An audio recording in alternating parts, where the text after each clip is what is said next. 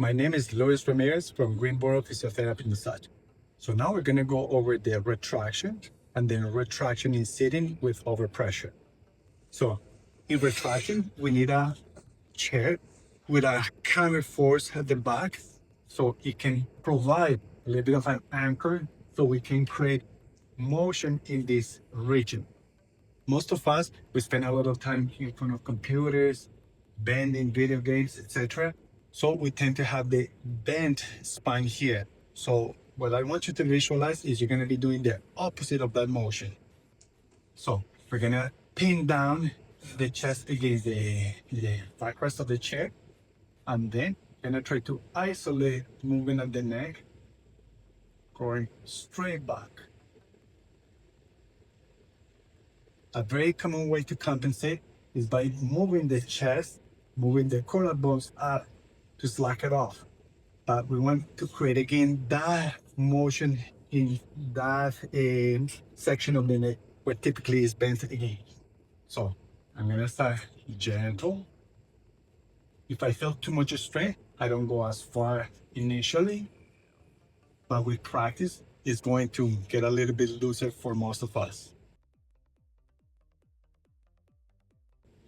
Another way to increase the force once we have plateaued from the retractions is to apply overpressure. So we can use these belts. Typically we use this on suitcases. So we use like a T shape like. So this intersection of this T shape is going to go below the hump. Then I'm gonna sit to anchor it down there.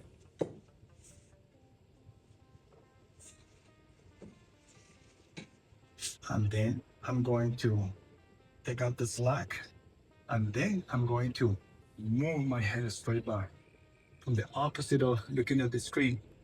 So I'm gonna go from neutral, so sitting tall and proud, collarbones down, nice and relaxed, and then apply the counter force to create more motion in this region of the lower cervical spine and the upper thoracic spine.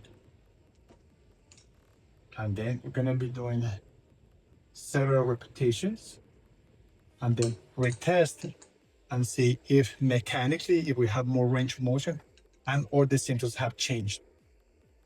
A good way to judge if this exercise is accomplishing what we want is because the pin is going to centralize, the pin is gonna move closer to the middle of the spine.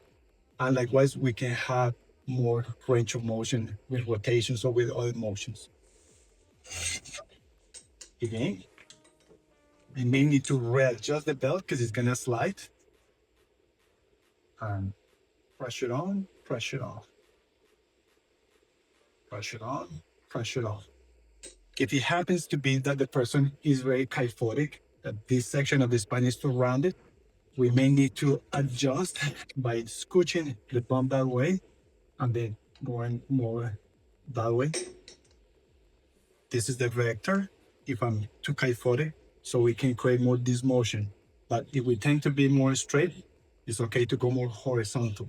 Again, we're more kyphotic, we need to slouch a little bit, and then the vector of the force is going to go more this way. Thank you.